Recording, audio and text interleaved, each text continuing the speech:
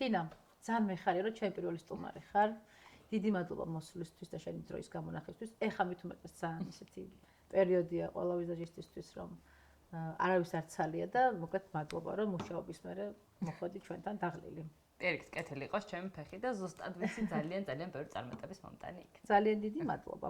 ჩვენს პოდკასტს ტექნიკურად უზრუნველყოფს Click Production-ი და აქ იწერება ახლა ჩვენი პოდკასტი და ჩვენი ტუტორიალებიც აქ ჩაიწერება ხოლმე. მოკლედ ყველაფერი აქ მოხდება, ამის მერე რაც მოხდება ჩვენს YouTube არხზე.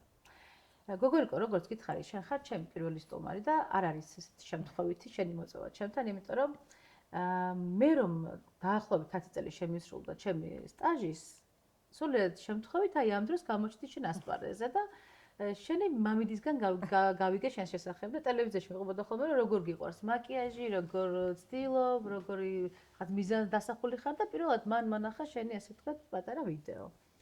იქიდან გადავიდეთ თვალყურსმენები YouTube-ში, გადავიკვეთეთ შენს ასე ვთქვათ. ამიტომ იმის თქმა მინდა რომ ორი თაობის ვიზაჟისტი ვართ ახლა, ცოტა ძველი და ცოტა ახალი.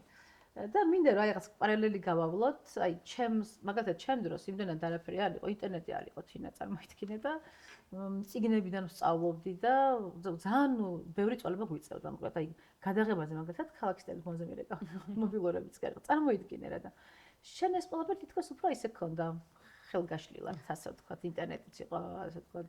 დიდად ჯერ არ იყო. არა? ვიცი ხო, მეც რა დავიწყე, უკვე 11 წელი გავიდა, რაც აი ჩემი სტუდია მაქვს და ესე, კაი, წარმოვიდგინე უკვე რამდენი წელია, რაც შენ რო გაიგე იმის მერე ხანი გავიდა, ხო?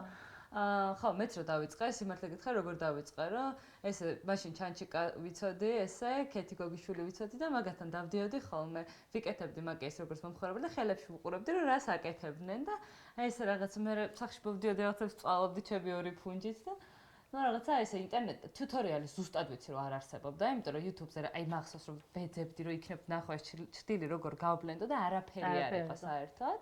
ხო, ну ინტერნეტი მერე იყო უკვე რაღაც Instagram-ზეც აი ძალიან აი უფრო გრიმებმა. მე თავიდან გრიმის ინტერესი უფრო მეტად ვქონდა ვიდრე ვიზაჟის, რაღაც გრიმით უფრო იმას ვქენ დავინტერესდი და ხო, რაღაც მალევე განვითარდა და მიხარია და ალბათ სულ მაგას ვიცახი, რომ ძალიან სწორ დროს დავიწყე მე, იმიტომ რომ არ მომიწია დიდი ხანი წვალება. დავიწყე რაღაც უკვე ბაზით და უკვე როცა ინტერნეტი დამეწია, გამიმართლა იმაში, რომ მე როცა ამ ამბავში დავიწყე ჩაბმა, ბევრი ადამიანი აი ისე როგორც დღეს სიტყვაზე ვთქვათ, ისე არ იყო და ვინც იყვნენ უკვე ძალიან პროფესიონალები იყვნენ და გამიმართლა იმაში, რომ ვუყურებდი იმათ, ვინც მართლა ძალიან კარგები იყვნენ. და რაღაცნაირად აი ინტერნეტმა ძალიან ხელი შემიწყო და ეს კაი განვითარება იყო. ეხა ძალიან რთულია. ეხა ძალიან ჩვენ თაობას რამეს დაამატე, რა აკლია ჩვენ თაობას, ან თუ არაფერი აკლია, მაშინ აი რა განგვასხვავებს, თუნდაც აი ძველ თაობას ახალი თაობისგან. საინტერესო შენი. იცი, ვერ ვიტყოდი რომ ალბათ ესე ძველ თაობას და ახალ თაობას ვერ გამოვყოფდი, იმიტომ რომ მეც ცოტა ძველებური რაღაცები მომწონს, ძალიან აი ეს ახალი ტრენდები და რაღაც არ მიყვები, უფრო მეტად მომწონს ის, მაგრამ ვფიქრობ, რომ საქართველოში ოღონდ ყველას ისე არ გულისხმობ, რა თქმა უნდა, შენ არ გულისხმობდი და რაღაც, მაგრამ რასაც ვუყურებ ხოლმე, რომ ახლის შიში არის თითქოს ძველ ვიზაჟისტებში რა. აი თითქოს ვხედავ, რომ დღემდე აი მართლა ხა ისევ სიტყვა კი ვიცი, რომ ნავთით ფუნჯი იწმინდება გადასარევად, მაგრამ უკეთესი ალტერნატივაც არ აქვს, არ არის აუცილებელი, რომ ისევ ნავთით წმინდოთ ეს ფუნჯები. ანუ რაღაც სიახლის შიში არის, რომ ეს არ დამიწმენდებს. არის იყო იმაში გრიმის რაღაცა. ხო, გრიმის რაღაცას, ხო, ну აი სიტყვაზე ვთქვათ, როცა შეიძლება რაღაცა ახალი, რაღაც საინტერესო და რაღაცა ცალკე ხშირად ვხედავ, რომ არ ცდილობენ ძალიან ბევრი ძველი თაობის ვიზაჟისტი ერიდება მასტერკლასებზე სიარულს. ხო, რომ რა ვიცი, რატო რა უნდა მასწავლოს კი არა. რა ვიცი, აი შენ მასტერკლასზეც ხო შეიძლება რომ სიტყვაზე ვთქვათ, იქ რაღაცა ტექნიკური ამბით რაღაცა სასწაული უკვე რაღაც გაკეთებული მქონდეს და შეიძლება ვისწავლო, შეიძლება რაღაცა იმ წუთას ის ვერ წამო. თუნდაც ფუნჯი როგორ გიჭირავს, თუნდაც кейსში რა გიდევს, თუნდაც რა პროდუქტია. რასაც ისწავლი ყოველ. იმდენი რაღაც ბოლო თუ ვიღაცის მასტერკლასი არ მოგეწონა და ვერაფერი ვერ იწწავლი, იმას მაინც იწავლი რომ რა მაგარი ყოფილვარ. ანუ ეს ჩემთვის არის, არ ვიცი, ყველაზე მთავარი ყველგან დავდივარ საერთოდ აი პატარა მასტერკლასზეც კი სადაც სულ მაგას ვიძახი, რომ ძალიან მნიშვნელოვანია, რომ იმას მაინც დაინახავ რა არ მოგწონს. როგორც მინიმუმ. ეხლა მაინტერესებს, ვინ იქნებოდა თინა რო არა მაკიაჟი. თინა იყო იურისტი, მაგრამ არ შედგა იურისტად, მაგრამ იურისტი მაინც არ იქნებოდა. ალბათ ვფიქრობ დღეს ძალიან სასაცილო ისტორია მაქვს ესეთი, რომ როცა პროფესიის ძიება დავიწყე საკუთარი თავისთვის, იურისტობა საერთოდ არ მინდოდა, ნამდვილად არ მინდოდა, მაგრამ ჩემთვის იყო ეს ელბუცი ქერათმიანი ადვოკატი, იყო რაღაცა მაგალითი იმისა, ანუ მე რაც ვიქნებოდი, მე როგორც ვიქნობდი საქართველოში ვარდისფერიმით რომ მივიდოდი, ალბათ ვერაფერს ვერ გავხდებოდი. და რაღაცნაირად მინდოდა რომ ყოფილიყავი ინფლუენსერი, ოღონდ 11 წლის წინ ზუსტად, ანუ ეს პროფესია ანუ ეს როგორც ინფლუენსერი არ არსებობდა. იყო ერთი ეს კიარა ფერანი, რომელსაც ვუყურებდით ესე ყველა სკოლაში და ეს იყო, მივედი ფსიქოლოგთან, ვეუბნები რომ მინდა რომ ესე გავყიდო რაღაცები, ოღონდ პირდაპირ კი არა, აი რაღაცნაირად და ვერ ვუხსნიდი რა მინდოდა, აი ძალიან მინდოდა რომ აი ამ ამბავში ყოფილიყავი და ესე ვუხსნი და არაო, შენ რომ პასტასო თუ ვერ მომყიდიო ხა სამი სიტყვით, ვერაფერს ვერ იზავო. ვერ მიყიდა პასტა სამი სიტყვით და არ გამოგივა ეგო და ძალიან მეწყინა რაღაცნაირად. მე რაღაცა მეთქი მაკიაჟი მომწონს, რა ქვია მაკიაჟიო, შენ უნდა იყო იურისტი. აი გავხდები იურისტი და ჩავაბარე და მართლა ყოველდღე ვიტანჯებოდი და ალბათ აი უფრო მარკეტინგის სფეროში ვიქნებოდი, ალბათ შეიძლება ყოფილიყავი ეს სოციალური მედიის განვითარების კუთხით, ალბათ. და კარგად გამოგდის ეს ამბავი. კი. რაღაცა მაგხრივ რა, მაგრამ არ ვიცი, ინტერიერის დიზაინერი, უფრო ხელოვნებასთან ახლოს ან რაღაცა ესე რა. მაკიაჟმა იქონია გავლენა შენი პიროვნების ჩამოყალიბებაში? მაკიაჟი არის ჩემი პიროვნება.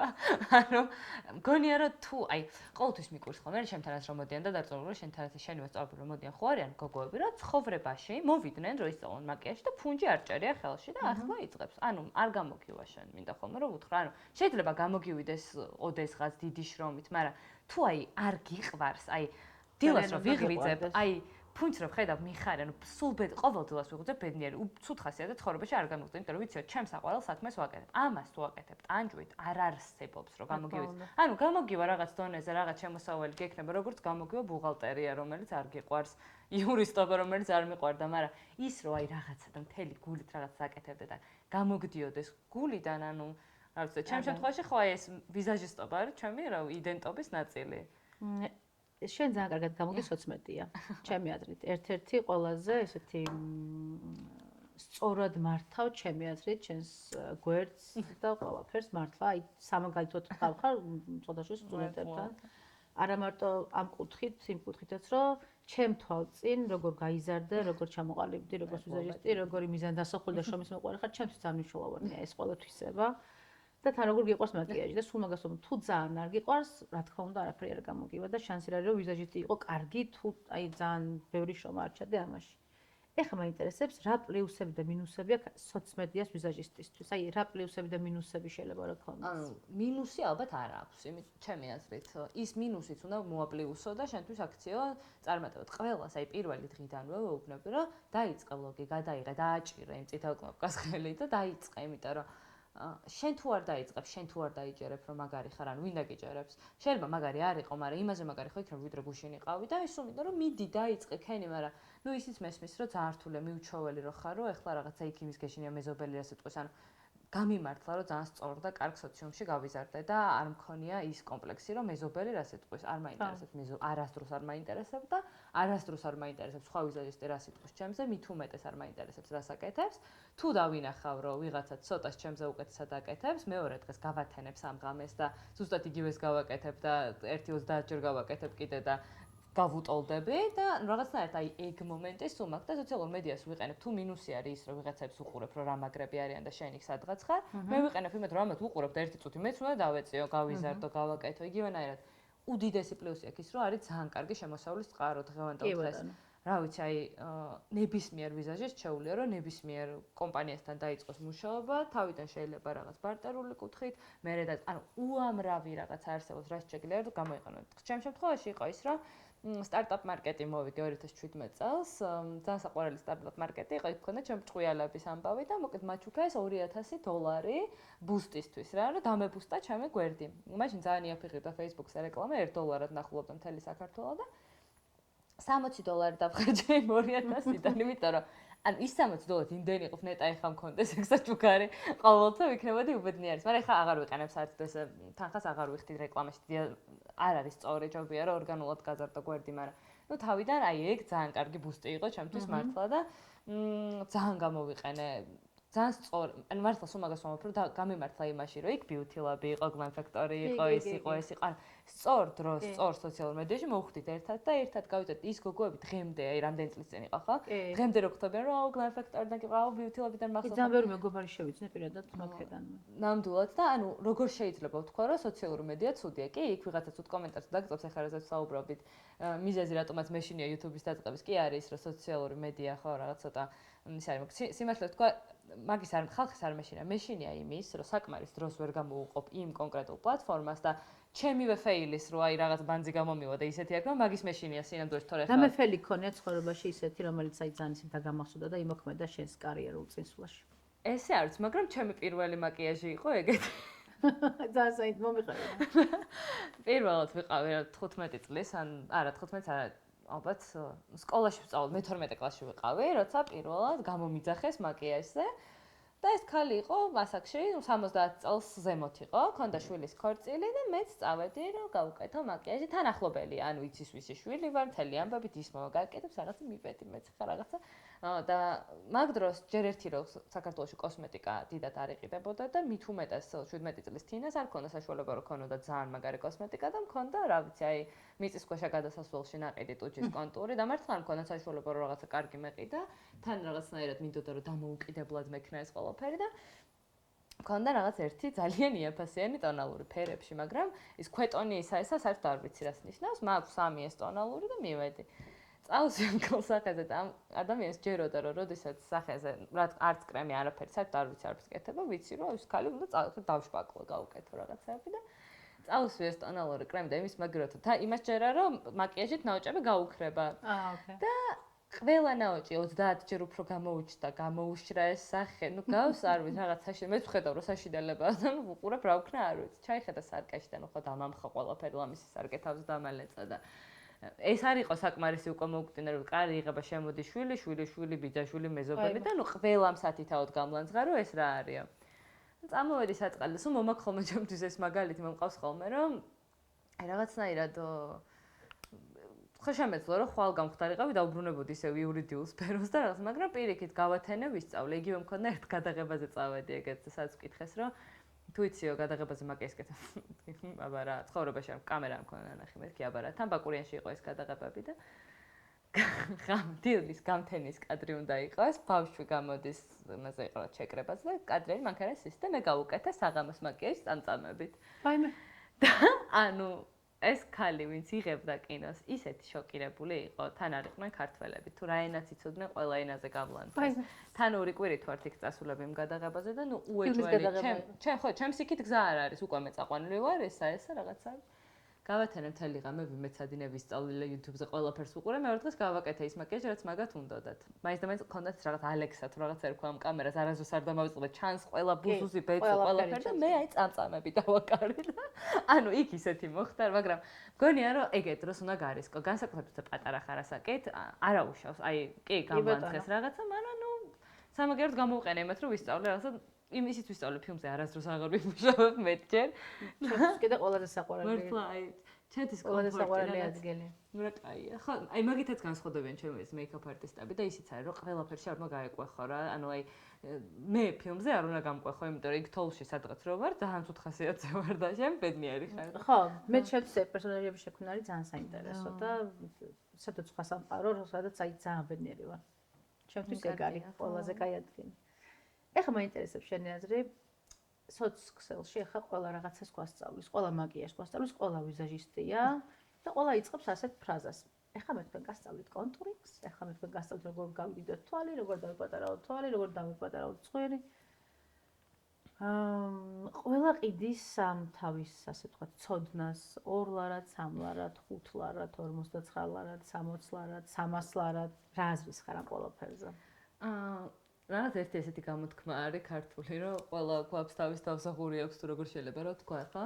მე მჯერა რომ მე მაგალითად ცოტა ისე ვარ, რომ მაგალითად არ მიყვარ იცი არა, სხვანაირად მოუვლი ამ ყველაფერს ვიტყვი, რომ აი ჩემთვის მაგალითად ის რომ ყველა ყიდეს თავის ცოდნას ძალიან ოკეია, იმიტომ რომ რამდენი ადამიანს არის, იმდენი გემოვნება აქვს, ვისაც ჩემი ცოდნა მოწონს და უნდა რომ იყიდეს ჩემგან, ვისაც შენი მოწონს იყიდეს შენგან, ვისაც ჩვენი მოწონს იყიდეს ჩვენგან და ასე შემდეგ. ვისაც ის მოწონს, რაც ღირს ლარი და ხელმისაწვდომია, იყიდეს ვიღაცას მე უბრალოდ მჯერა რომ ეს სფერო არის ლაქშერი სფერო შეიძლება ითქვას, ზვირადღირებული სფერო არის, სადაც ანაზღაურება იწყება იმის შესაბამისად, რა პროდუქცია გაქვს, რა ცოდნა გაქვს, რა გამოცდილება გაქვს, ისა, ყველაფერი სწავლებაც შესაბამისად. მე ჩემ ცოდნას, რომელიც მართლა ძალიან ბევრი შრომით დავაგროვე, მაგრამ ამას არ გულისხმობ იმას, რომ შრომა ის, რომ აი დავუშვათ ვისწავლე აქ იმასთან ამასთან, ძალიან ბევრი მასტერკლასებში თქოს ნამყოფი, მაგრამ შეიძლება არ ვსხვა ხოლმე ყველაფერი. ვისწავლე ჩემ მაგიდასთან 47000 მაკიაჟის კეთების დროს, როცა ის კანიც ვნახე, აბა როგორ გამოგივიდა, აბა ის და ვისწავლე საკუთარი თავისგან, რომ მეორე დღეს უკეთესი ვარ ვიდრე წინა დღეს და აი ეს ყველაფერი მე რომ ვიცი რომ მარტო ის კი არა, ჩემ ესეთ აი კარგად იცი მაკიაჟი მაშინ, როცა გაკეთება კი არის, შეცდომის გასწორება იცი რა და აი ეგ რო ვიცი რომ აი ჰოპ და რო ხედავ რომ აი ეს არის ესე და მოდი ესე ვქნათ მე მგონია რომ ეგ არის, ეგ როცა იცი მაგ ცოდნას მე ლარად ვერ გავყიდი, მაგრამ ყველა გაყიდის იმ ფასად, რა ფასადაც უღირს და საერთოდ პირიქით ძალიან ოკეი ვარ იმაზე რომ შეიძლება ვიღაცამ არ ქონდეს საშუალება დღეს იყიდოს ლარად, მეც არ მქონდა საშუალება. აი მაგალითად დღეს მე მაქვს ხოლმე ეგეთი შემთხვევა და ბოლო წელს განმავლობაში განსაკუთრებით მოდიოდნენ სტუდენტები ბოლო კაბიკებს იხდიდნენ სადღაც სიტყვაზე მაგალითად გადაიხადა 600 ლარი და ის 600 ლარიც ისეს ხან სესხია იყო და აღმოჩნდა რომ საერთოდ კონტურინგზე კი არა საერთოდ ფუნჯის ჭერაც კი არის ის არანაირი ცივი და თბილი ფერის გარჩევაც არის ანუ არაფერი არ იცის რეალურად მიხვდი და მე აღმოჩნდა რომ აი მაგალითად მოვიდა ჩემთან და კიდევ ზედმეტი უნდა გადაიხადოს იმიტომ რომ ეს მაინც ისწავლოს სიტუაციაზე რა რაღაცა სწორად მაინც ისწავლოს რაღაცები. ანუ გამოვიდა რომ ის თანხაც გადაიხადა, ანუ რაშია პრობლემა? ინფორმატიულობისში? ეცი რა არის? ფასის მიხედვით ხო, ალბათ ეგეც და ერთი პრობლემა არის კიდე იმაში, რომ თვითონ აი გულწრფელად რო ვთქვა, მაკიაჟი გამოსდის იმას, ვისაც უყვარს რა. თუ აი ეგრე ხარ, რომ აი შენი თავისთვის ანუ მესმის რომ საქართველოს ცხოვრობ სადაც გაჭირვება, რა ვიცი, ძალიან გაჭირვება ამ ქვეყანაში ხო და ის 600 ლარს მოაგროვა რომ ახალი პროფესია აიღოს რაღაცა ესა. მაგრამ იგივენაირად ხო? რა ვიცი, იურიდიულზე ვსწავლობდით ხო, ჩემი სწავლა ღირდა საკმაოდ სოლიდური თანხა. იმ 4 წელს რო გადავიხდიდი იმ სოლიდურ თანხას. მერე უნდა გამევლო ესა, მაგისტრატურა რაღაცა რომ მქონოდა 400 ლარიანი სამსახური. მერე უნდა მესწავლო და ეს ყოფილი მეკეთებინა და სამწუხაროდ საქართველოს ვიზაჟისტებს უნდათ რომ აქედან აი აქ აღმოჩნდნენ ძალიან 1 საათში, რაც არის წარმოუდგენელი. ეგეც არის. და აი ის მოლოდინი რო იცი, აი ეგეც იცი, ისეთ ადამიანებსაც ვბრაზდები რომ მე ახლა იქ ამდენი გადავიხადე, ანუ მაშინ აგერჩია უკეთესი, მაშინ უფრო მეტი გესეს ხა. გინდოდა უკეთესი გაგეკეთებინა ესე, ანუ ჯერ მარტო ანუ აი ეგეც არ მესმის და ვერავის ვერ დავაბრალებ რა. შენ ეს იყიდე, გამოგეწოვა მაქსიმუმი ამ ადამიანისგან, აი იქ რო ზიხარ, არ წამოხვიდეს, ან მე მყავდა მოსწავლეები, რომლებიც რო გადიოდნენ, რო იწყებოდა ვოისები, აბა ეს და სიამოვნებდა, იმიტომ რომ ხედავდი, რომ აი ის კონდეთ, რომ აი უნდა რომ ისწავლოს, მაგრამ ყოლია მოსწავლე, რომელსაც ხვალ რო შენთან მოსულიყო, იტყოდი რომ რა სწავლო დედა ამ თინამ კაცო რა ქნა, ანუ არ მისმენ და ტელეფონში სკროლავდა და ეხა კურსზე უკვე ვეღარ დაუწყებ, რომ ესე ნუ იყურები ტელეფონში, ჩაიხედავი ხო, ეხა პედაგოგის ხარ დაწყებით მასალებად. და ყველა გაკეთდა მე იმას აღმოჩნდა, ამდენს მიხდი, ეს ფული ხეზე არ კიდია და მოდი მომისმინე კარგად, მაგრამ ნუ იმის იქით არ ვცალობ, მაგრამ მეორე ისიც არის რომ მესმის სხვანაირი ფსიქოლოგიით უყურებს ყველა რომ იქ რომ ინტერნეტში რომ გაჯერებენ რომ იცი რა ეხა 5 ლარად შენ გექნება შესაძლებლობა რომ ხო აქონეს ახალი პროფესია და იმ 5 ლარად რომ დაამთავრებს ეს ადამიანი ცოტა ბრაზდება და ეს აგრესია აქვს რომ რაღაცა მე ეს გავიღრე ეს იმას ვქენი ისიც არ მესმის რომ ის ადამიანი გალანძღვა იმიტომ რომ იმას ეს უღერს თავის ცოდნა მე ეს მიღერ შენ ეს გიღერს და ძალიან ოკეია მაგრამ ხო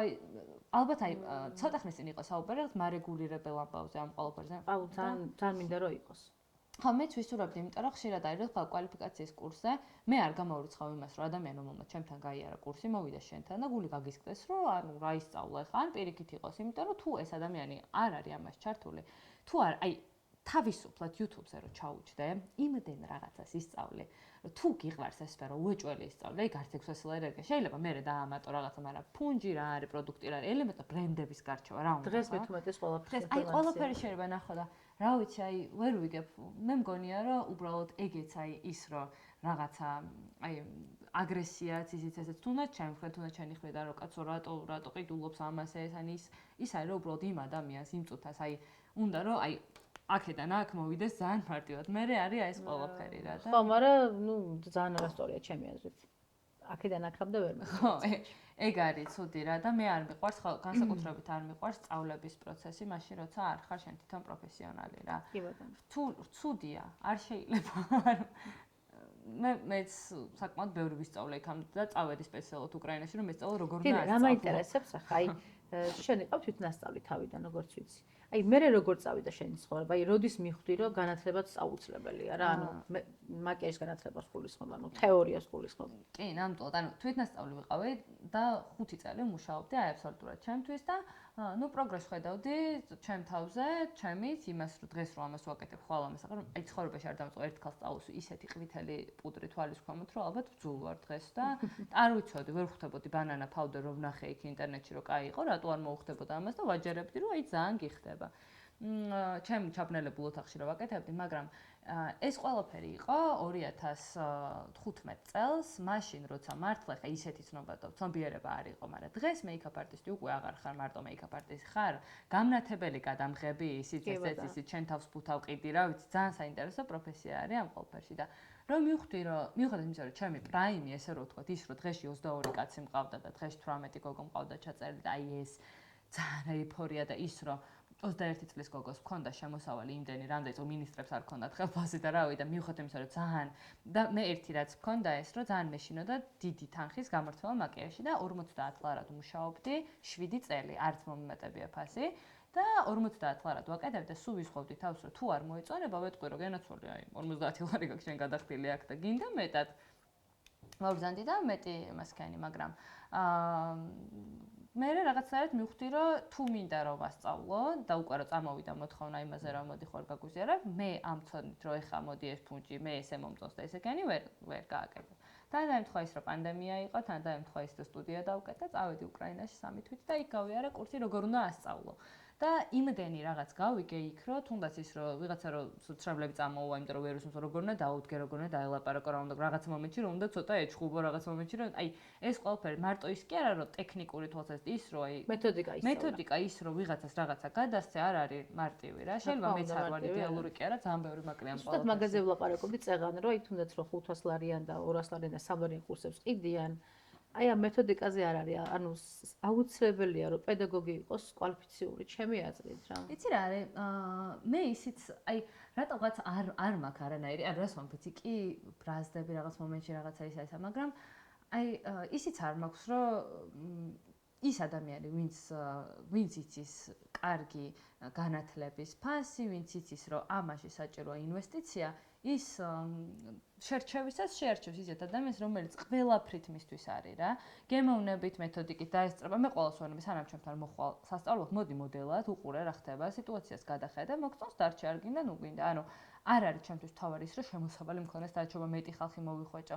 ანუ რეალურად ჩემი სოციალური მედია შემიძლია ისე გამოვიყენო, იმდენი ხალხი მიყურებს ყოველ დღეს სტორიზე, რომ რა ვიცი, აი ხა რო დავწერო, რომ რაღაცა ყველა მოდით ჩემ კურსზე ძალიან სიმბოლურ ფასად, ზუსტად ვიცი რომ მოვლენ, უბრალოდ არ მინდა რომ ჩემი ფასი დავაგდო ამ ყველაფერში, მაგრამ ეს არის აბსოლუტურად ჩემი სუბიექტური დამოკიდებულება, უბრალოდ მე ვუფრთხილდები ჩემ ამ 12 წელს, ხო, ამდენი ხანი მოვსულა და შეეც, მაგრამ ვიღაცას ამ წუთას ურჩევნია მატერიალური კეთილდღეობა, რასაც ასევე მივესალმები, იმიტომ რომ გარდა პროფესიისა, რომელიც გვიყვარს, არსებობს ასევე ბიზნესის კუთხით ცივი გონება და ბევრად უფრო მაგარია ჩემს ის ადამიანი, რომელსაც შეუძლია რომ აი ესე თქვას, რომ აი რა. მე აი იქნა ვიფიქრე 700 რაღაცაზე, იქ ხო იდეალურად არის ყველაფერი და მაგიტო არის, რომ დიდი განსხვავება უკრაინელსა ბიზნესებსა და ჩვენს შორის, ანუ აი სტილისტურად დიდი განსხვავება არის და იქ მქონდა ძალიან საინტერესო ბიჭთან ხოლმე შეხება. სლავა ჩაიკა არის ძალიან მაგარი ვიზაჟისტი უკრაინელი, რომელიც ნუ მასწავლიდა იქ და ძალიან ისეთი იყო რა მომთხოვნი რაღაცა და მე რა ვთქვი ჩემი ნამუშევრები და შენ რა ის ჩამოხვედიო რომ აქეთ მასწავლოთ რაღაც ისეთი მითხრა და ისე მესია მონა ეს რომ მითხრა იმიტომ რომ ვიღაცა ძალიან მაგარი რო გეტყვის ამის რა თქმა უნდა ეგრე არ ფიქრობდა მაგრამ ძალიან გამომხნევა და ეს თუნდაც ესე რომ იმას მოკლედ გავიდა დრო და ცოტა ხნის წინ შარშან ვიყავით რაღაც მარათონში იმის მერე გავიდა 8 წელი თუ რაღაც არა 5 წელი გავიდა და რაღაც მარათონში ჩავერთე უკრაინელი ვიზაჟისტები იყვნენ და ორი იყო მოწვეული მე და ერთი და 12 ვიზაჟისტის შემდგარი მარათონი იყო და მე და სლავა ერთად იმასე და მომწერა როგორ გამეხარდაო რომ ერთ დონეზე ვართო უკვე რა შენ იქ ჩემგან ისწავლეო და ჩემთვის ეგ ძალიან მაგარი არის რომ აი რაღაცა მაგალითი იყო ჩემთვის რომ აი მოსწავლე და მასწავლებელი როგორ შეიძლება გვერდში დაუდგე და ძალიან მაგარი ვინ არის შენთვის ესეთი მისაბაძი მეიქაპ არტისტი სოფლიოში. იცი როგორ ვარ, აი რო გითხრა რომ ვიღაცა არასდროს არ მქონდა ის მომენტი, რომ ეხლა ჟურნალებიდან უჭრიდნენ. არასდროს არ მქონდა ხოლმე ეს რა ვიღაცა ძალიან მომწონს. ნუ მომწონს პატმანკრატი ძალიან, იმიტომ რომ ეს არის რაღაცა შეუძლებელია. ყოველთვის ვამბობ ხოლმე რომ აი თუნდაც შემოსწავლებთან რომ მოდი ვუყუროთ ისეთ ადამიანებს, რომელიც არის მწვერვალზე. ანუ ის კი არა რომ აქ ვიღაცა დღეს ვიღაც ბლოგერს გაუვარდა რაღაც ტრენდი, მოდი აი მწვერვალებს ვუყუროთ, ვნახოთ რა შვებიან და მოდი იმათ მივბაწოთ. ზოგადად მიბაწვა ძალიან მომწონს და ძალიან მაგარი რაღაც არის მიბაწვა. რაღაც მომენტში მიბაწვით შეიძლება მიბაწვა ბოროტულად და მოპარვით კი არა, უბრალოდ რომ შენგან ვარ შთაგონებული და აი შთაგონებული ვარ ამით და მოდი ეს გავიკეთე. აი ძალიან მომწონს ეს ამბავი, იმიტომ რომ რაღაც მომენტში შეიძლება რომ შენი რაღაც ნიუანსით ისეთი მაგარი რაღაც შექმნა, რომ აი ვიცი, აი ძალიან კარგი შედეგი დადო და მიყვები ტრენდებს? ნაკლებად. აი ტრენდებს მიყვები უფრო აი გლობალურ ტრენდებს და არა იმ წუთის TikTok ტრენდებს. აი რა მესეთ ტრენდი არის სიტუაზე ხარ ძალიან აქტუალური, რომელსაც აი გულიგერევა და არასოს არ გავაკეთებ ეცახ. რა გახსენება რა მომწონს? აი ძალიან ნეონის ლაინერები და ეს 9 ფერი ერთმანეთს თვლებით გადადის და კი ტექნიკურად შეიძლება რთული შესასრულებელი იყოს რაღაც, მაგრამ ჩემთვის გემოვნების საკითხია რომ რაღაცა თუ ჩემში არის ეს არ გავაკეთებ, შეიძლება გავაკეთო, მაგრამ კარგი იმას გაუსუხაზე, აი ხანდახანაა რომ მეკითხებიან ხოლმე რომ რატო არ აკეთებ ეხლა რომ რაღაცა ამდენი ქათრისიც მაგაკეთებული არ ასჯერდა თან იმ დროს როცა არავინ ქათრისი რო ერქვეგეც არ იცოდა და ძალიან ადრე. მაგრამ ეს არაფერი ახალი ტექნიკა არ არის, მე ხვდები, აი არაფერი ახალი ტექნიკა არ არის და ძალიან როჯერ გაკეთებული, მაგრამ ეხლა რაც არ მომწონს, იმის გაკეთება არ მინდა. ანუ გემოვნების პონჩი არ მინდა, მე ხვდები და გონია თუ რაღაცა მე არ მიუყვები ტრენდებს თუ რაღაცა. მე მგონია რომ ზუსტადაც ჩემი ტრენდი ის არის, რომ აი ამ სისულელებს არ ყვები, არ ვიცი. იცი ტრენდიც როგორ რაღაცა არის, რომ ეხლა რომ ნახავ Instagram-ს, ძალიან celebrity makeup artist ვინც არიან, დაფილტრული ვიდეოები უდევთ. ულამაზესი გოგოები და თითქმის no make-up-ი, ხო? ანუ ტრენდი არის მოვლილი ლამაზი გოგო, რომელიც არის clean make-up რაღაცა. clean make-up-ს მიუყვება მაშინ, როდესაც რაღაცა შემთხვევა მაქვს ზუსტად ისეთი, მაგრამ მაშინ რა შვებით, როდესაც ადამიანი მოდის შენთან, რომელსაც პრობლემა აქვს და ცალი თვალი აქვს, მოკლე, მეორე უფრო დიდი, პრობლემა აქვს, ვერ ხუჭავს ერთვას სახის პარეზი აქვს. ანუ ეს ყველაფერი უნდა იცოდე, როგორ უნდა გაასწორო, უნდა ხედავდე ამ ყველაფერს და გაცა გონია რომ ტრენდი არის ის, რომ იყო შენ საქმეში მაგარი დავშეთ და ეგეთ რაღაცას. ტრენდი რომელსაც არ გავაკეთებ არის სპეციალურად რომ ამახინჯებენ ადამიანებს და მე აკეთებენ before და after-ებს. აი, ვითომ აფეთქებული სამიდროს ხედავენ და მე როგორ შევცვალე, ვერ ვიტან before and after-ს თუ რაღაცა აი მართლა არ შევხედე და ნუ სახეზე რაღაცა სიტყვაზე თქვა, აი ტატუ აქვს სახეზე და იმის დაფარვა, რომ ტექნიკურად როგორ შემიძლია, მაგრამ ის რო ეს გოგო იყო უშნო და მოდი მე გავალამაზე, ის უშნოც ლამაზია ჩემთვის და ამიტომ. ხო, ამიტომ ეგ არ მომწონს. აი შენ აზრით, რამდენად მნიშვნელოვანი უსაჯი სიტყვით, რომ არ დაიშტამპოს, აი რაღაცა შეშემთხვევაში ემართებათ ხოლმე, მაგალითად ტელევიზიაში ძალიან რთულია რომ არ დაიშტამპო, იმიტომ რომ ყოველდღე ერთ-იგივეს აკეთებ, ყოველდღე იქ რაც ჩარჩოში ხარ მოქცეული და იქ რაც შემოქმედებითი ბევრი არაფერი არ გაქვს რა, ანუ ყოველდღე ჟურნალისტი წამყვანი და მე რაღაც ისე ჩვევაში გადაგდის, რომ თითქოს ეს არის შენი რეალობაც რა. შეიძლება არის ხოლმე რომ არა ტელევიზიაში არ არიან, მაგრამ რაღაც ერთი გამოსდით და მარტო ამას აკეთებ და იმ რა აზრის ხარ ამაზე? ალბათ იმან რომ თვითნასწავლი ვიყავით ამის დროზე, თუ თვითნასწავლი მქონდათ, არ ვიცი როგორ დავერქვა, განაპირობა ის რომ მე ვხატავი სადაც და არასოდეს არ მქონდა შაბლონი და არ ვიცოდი წესი როგორ მეხატ. ანუ აი ეს აგებულებები ისინი ესენი ვისწავლე გვიან და მე უკვე ჩემთვის ეს თვალის აგება და ეს გახდა იმ ყველაფრის დამატებითი ნაწილი და იმას ვაკეთებდი სწორად რაც აქამდე და ამიტომ ჩემგან ალბათ ის არ გამოვა, რაცაც გულისხმობ, იმიტომ რომ მე თვითონ თავიდან ვხატავდი ადამიანს და არ იყოს რომ წესების მიხედვით ვაკეთებდი, მაგრამ ალბათ ძალიან რთული არის, როცა ეს კონკრეტული გაქვს ნასწავლი ეს. და ერთი რეგიონი აკეთებს და გადახვიდა, მაგრამ ნუ რა ვიცი, აი იმდენი მასტერკლასი იყიდება ონლაინ, ისეც აი მე მაგალითად ეხლა ისეთი ამბავი, მაგრამ სლავ მეიკაპ არტისტებს უყურებ, ბევრად უფრო პატივს ვცემ სლავურ მაკიაჟს, იმიტომ რომ ხელის სისუფთავე აქვს რაღაცა არაადეკვატური, უკრაინელები იქნებიან ეს ბელორუსი. ხო და აი სლავ მეიკაპ არტისტებს რო უყურებ ყოველდღე რაღაც ახალს იგონებენ, ძალიან მაგრა ეს ლაინერები ისინი ესენი და ტექნიკურად თუ არის ვარჯიშე და სულ თუ ერთი და იგი ვაკეთებ რანაირად, ხო? ძალიან რთული. გუშინ ერთი კითხვა მეც მინდა რომ დაგისვათ შენ რაიმას ლაპარაკობთ და მინდოდა რომ სტორიზე დამედო ეგის და შენ დღეს ვაპირებ რომ დავდო მაინტერესებს ხალხის ის. აი მაგალითად ხარ ეს მეიკაპ არტისტი რომელიც მუშაობ, ხო? გაქვს თუ არა უფლება რომ შენ მომხმარებელს უთხრა უარი მომსახურებაზე. ანუ სალონში კი არ მუშაობ შენ, მოვიდა და არ გესიამოვნა და უთხრა რომ იცი რა, პაკა, არ მინდა რომ მოხვიდე აქ.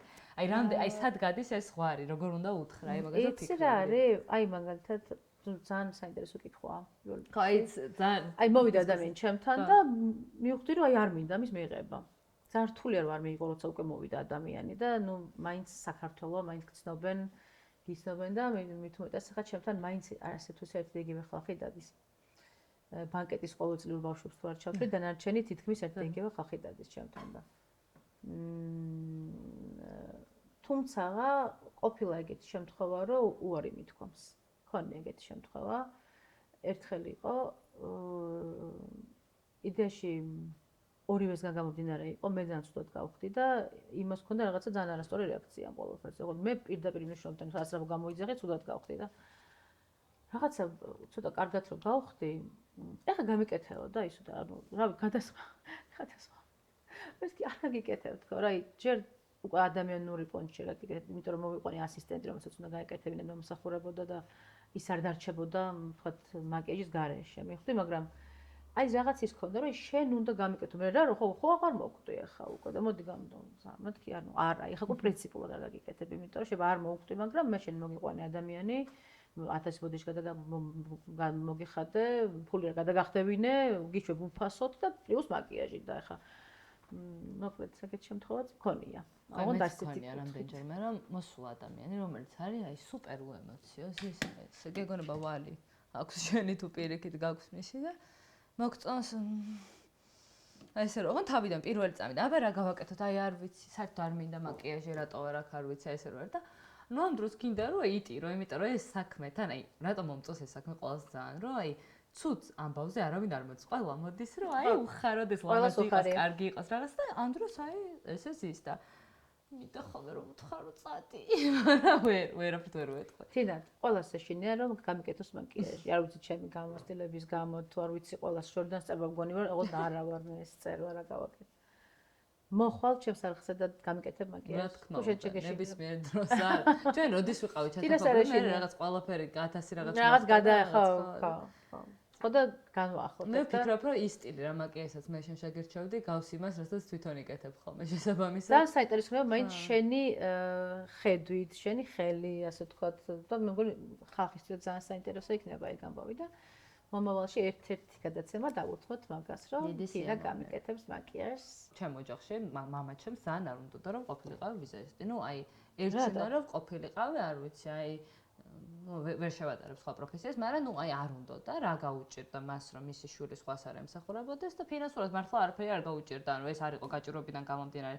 ის რომ მე არ მქონდა საშუალება რომ მეყიდა თვალის ბანკარი იქიდან გამომდინარე და მე მინდოდა რომ აი უკვე დამემტკიცებინა რომ აი მე თვითონ ვიზავ. და დღეს ჩემაგიდეს რომ გადავხედო მე თვითონ ვქენი ესე ვერ ხოლმე, მაგრამ რეალურად ხო თავიდან რომ მქონდა და ცოტა სიმართლე გითხრათ ძალიან რთულია მაგის ჭრილქვეშ ცხოვრება თუ რაღაც აი სულ მაქვს აი ეს მომენტი რომ აი ეხლა თუ არ გავაკეთებ აი იქ ჩემი რო არ ჯეროდათ აი იქ შევარცხენ იქ თავს შევარცხენ იქ თავს მოვიჭრე და აი თუნდაც ის რო აი რაღაც დილის 6 საათზე რომ მე სიკვდილება ადგომა ავდგები და გავაკეთებ და კი ეგ ნამდვილად იყო ყოველთვის мотиваცია რომ თითქოს კი არ დამემტკიცებინა მე რო არ მდომოდა არც იქნებოდა სამტკიცებელი ეს ამბავი მაგრამ თითქოს აი რაღაცნაირად ყოველთვის კურსში ჩამესწრის რომ თინა შენ უნდა გააკეთო, იმიტომ რომ თუ არ გააკეთებ, აი ის რომ ხალხ შენი არ ჯეროდა, რაღაცნაირად გამართლდება და мотиваცია ეგ იყო და мотиваცია იყო სხვა შორის ჩემი ერთ-ერთი ლექტორი, ქეთი ჩომახაშვილი, რომელიც არის უსაყვარლესი ქალი, ვიჯექი, აი ცუდადო ფენიქეთექი მაქვს, მეზიზღება იქ რო ვზივარ უნივერსიტეტში და აი გიყურებო და უბედური ხარო რა, აი აქოსი ხარო. სხვა შორის მე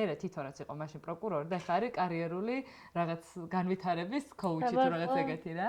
მე ვიყავ პირველი წარმატებული кейსი და ესე მიყურებს და ვზივარ ჩემ მწვანე ლეპტოპი მინდავს წინ რაღაც кейსში ვიდეოს მეზიზღება ყველა და აი წადიო ხაო, ჩადიო ქვემოთ და დაწერეო აკადემიურ და აქო აღარ მოხვიდეო. შენო ხარო უბედურიო აქო. შენ ხარო უბედური შეხარ და აი იმ წამსო ისე რომ სახში დავდავრეკე, არაფერი არ ვთქვი, პირდაპირ ჩავედი. დავწერე, მაგ დროს უკვე სტუდია მქონდა, მაგრამ რაღაც საყვარელი პატარა სტუდია მქონდა, მეთქი მეთქო ხამ საქმეს უნდა მივხედო თქო და ნუ რაღაცნაირად ძალიან შეიცვალა მაგის მერე ჩემი ცხოვრება და თუ ვიღაცა იტყვის, აი ეხლა გუშინ ვალაპარაკობდი ჩემ ერთ-ერთ მოსწავლეს რომ წერდა რომ სულ რაღაცა მიზეზი აქვს რომ რატო ვერ აკეთებს რაღაცას და მეთქი ნუ აბრალებს ხვებს რა თუ გინდა გააკეთებ, რაღაცა გაათენებ, საშუალება არ გაქვს, რა ვიცი, რაღაცას იზავ, დამატებითად იმუშავებ. მეც ეგრე ვაკეთებდი, ანუ ქორწილების წამყვანი ვიყავი რაღაც პერიოდი იმისთვის, რომ რაღაც მერე წავსულიყავ და იმ 50 წლად ბაზრობაზე მეყიდა რაღაც. ანუ ყველა მეგრე დავიწყეთ და ძალიან ბუნებრივია, რომ დღეს უფრო რთულია, იმიტომ რომ როცა ბაზარზე არსებობს თეკო, არსებობს თინა, არსებობს ვიღაცა, შენ ხდები უკვე იმათი კონკურენტი და რთულია, რომ დასაწყისში ესენსის კოსმეტიკით გაუწიო რაღაცა კონკურენცია იმ ადამიანს, რომელსაც უდევს გუჩი და რაღაც, მაგრამ თუ სიტყვაზე სწორად მიმართავ, სოციალურ მედიას გამოიყენებ, თუ რაღაც ისე შეუძლებელია. მე თუ შევძელი, შენ თუ შეძელი, შენც არ მგონია რომ თავიდანვე დაგახვედრა ვიღაცამ შანელები და დიორები. არა, შევძლებთან ძალიან რთული იყო ეგ ამბავი. მით უმეტეს 20 წლის წინ ხო? ანუ რანაირად, აი როგორ. და ამ ყველაფერს რო უყურებ, ზოგადად ადამიანს ეგეთი რაღაცა ახასიათებთ, რომ სხვისი უფრო მარტივია, სხვას უფრო მარტივად მოუვიდა რაღაცა, იმან მიცა, ამან მიცა, იმან გაუკეთა, ამან გაუკეთა და არაფერი არ იყო მარტივი ჩემ შემთხვევაში, იმიტომ რომ რა ვიცი, რამოდენიმე წელი ჯერ მარტო მას თანხას ვიხდიდი. სწავლის გადასაღადი რომ გადამეხადა, ამიტომ არ იყო ნამდვილად არ იყო მარტივი, თუმცა რომ მოგეუბნები არაფერი არ იყო და არც საკმარის ინფორმაცია იყო და წიგნებში ვეძებდი სულ და სულ მოკლედ. როგორ ფიქრობ, გარეგნობა მნიშვნელოვანია ვიზაჟისტისთვის? გარეგნობა არ არის მნიშვნელოვანი ჩემი აზრით, მაგრამ იყო პროფესიონალურად ჩაცმული, მოვლილი, დავარცხნილი და იყო რო შემოქმედოს ადამიანი, აი ესთეტიურად კარგი, ეს არის ძალიან მნიშვნელოვანი და ვფიქრობ, რომ აი სადღაც რომ მივდივარ, არასდროს არ ვარ არც ძალიან ჩაცმული, არც რაღაცა ესე და ადრე მე წონის პრობლემა მქონდა ძალიან დიდი ხანი. დაკომპლექსებდა ეგ? არა, არასდროს ეგ უნდა მეთქვა, რომ ვიყავი 130 კილო, ვიდექი სცენაზე, ვიდექი, რავი, სცენის ქვეშ ვაკეთებდი, სცენაზე გამოდიოდი მასტერკლასს ვუტარებ. საერთოდ არ ვდარდობდი იმაზე, რომ რაღაცა იქ ვიღაცა ისე შემხედავდა, ესე შემხედავდა, საერთოდ არ მადარდაბდა. რა თქმა უნდა, ხა გულის სიღრმეში ვიცოდი, რომ ლამაზე სახე მქონდა, სიტყვაზე ვქოთ, იმიტომ რომ ამას უმეუბნებოდნენ და ვიცოდი და მადლობა ღმერთს, რომ გავიზარდე ძალიან ჯანსაღ სოციუმში, სადაც ანუ აი ის არ იყო, რომ აი თუ გამხდარი არ ვიქნებოდი მახინჯი, მაგრამ აი მაინც რომ მოყვება არ, იმიტომ რომ ხა არ მომწონდა ჩემი თავი. რო ვჯდებოდი, ჩემ ხელა ბალის ვიდებდი, რაღაც აი ბევრი რაღაცა იყო, რასაც გაუაზრებლად ვაკეთებდი. და რა თქმა უნდა, მუშაობის დროს ძალიან დიდ პრობლემას მიქვინდა ფეხზე დგომის დროს, აი ისე მტკიოდა წელი, რომ აი მართლა წონაში დაკლება, მარტო მე მგონი მაგიტო გამეხარდა, რომ ფეხზე დავდექი და შემიძლია მთელი დღე ვიდგე, არაფერი აღარ მჭირს. და ესე არ მაკომპლექსებდა, მაგრამ რეალურად ჩემი გარეგნობის ცვლილება რაღაცა თუმცა აი წონაზეც ჩემ შემთხვევაში ეს იყო უბრალოდ თავდაჯერებულობა ალბათ უფრო მომიმატა, მე უფრო მომინდა გაპრანჭვა ის ასე, მაგრამ აი იმ ყველაფერმა რომ მეც გავიაზრე რომ სადღაც გადაღებაზე არ უნდა მივიდე კოპლებიანი კაბით, რომელშიც ჩანს იღლია, მიჩანს ფეხის თითები, რაღაცაები, ჭუჭყიანი ფრჩხილები ხარაზუს არ მქონია, მაგრამ აი თუნდაც აი ყველა დეტალს ძალიან ვაქცევ ყურადღებას და ძალიან ვაქცევ ყურადღებას ეგეთ რაღაცების სხვაზეც. რა, აი ჩემთან ახლა ასისტენტად არ დავიყენებ არასდროს არავინ ჩემოსწავლის, რომელიც ერთხელ მაინც დავაფიქსირებ, რომ იმოვა ქუსლებით და წითელი პომადით არ.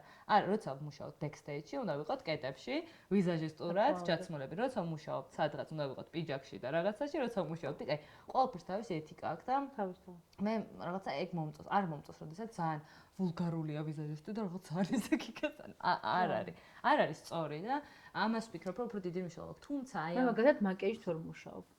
ხო, მეც არ მიყვარს. მაკიაჟი მაქვს ვერ ვმუშაობ. არ ვიცი რა. მეც არ მიყვარს. მაწუხებს ხო, იცი რა? ხშირად შეიძლება რაღაც გავტრიალ და ხელი გავისვა მე ეს იმას მაწუხებს და ვიფიქრო იმაზეც, რომ რამე ხო არ ჩამომივიდა, რაც მირჩევნია ხოლმე, მეც ისე ვიყავ ხოლმე, მაგრამ ნუ გააჩნია.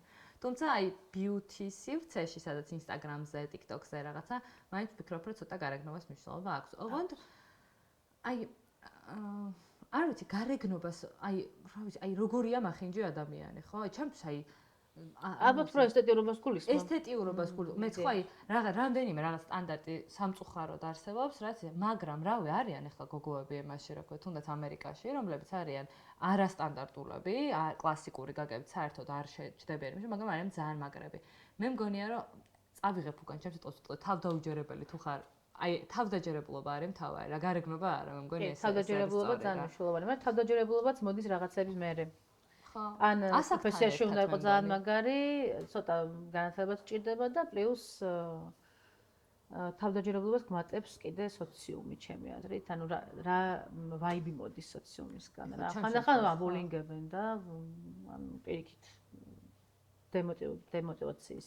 აი ჩემს შემთხვევაში იფხელა, აი ისეთი ძალა არის ჩემი გოგოები, ვინც არიან ჩემი გამომწერები, რომ დილას უბრალოდ რო ვიხვიძებ, ხვდება მესიჯები, რომ აი მადლობა, მიყვარხარ, მადლობა რომ არსებობ და აი ამას რო კითხულობ და რო ხვდები, რომ ვიღაც ადამიანს, რომელიც ცხოვრობს სადღაც სოფელში, იქ ინტერნეტი აქვს და შენ გიყურებს, სადღაც იქ, ან თუნდაც რავი, ჩემი მეზობელი ვიღაც სულ არ ვიცოდი და იქიდან კითხულობ, მე შენი მეზობელი ვარ, დაგინახე ქუჩაში, ან სოფლიდან სადაც იყოს, თქო, აი ეს სალონისა ეს არ არის და იქიდან გიყურებს და რამდენჯერ ყოფილა რომ ჩემ გამომწვევს უგზავნი ხოლმე სოფლებში, ვაგზავნი ხოლმე რაღაცა ძალიან ბევრი რაღაცა რომ აქვს ხოლმე, თაც ისეთი ხელმისაწვდომი არ არის, ვუშვებ ხოლმე ჩემ პროდუქტებს.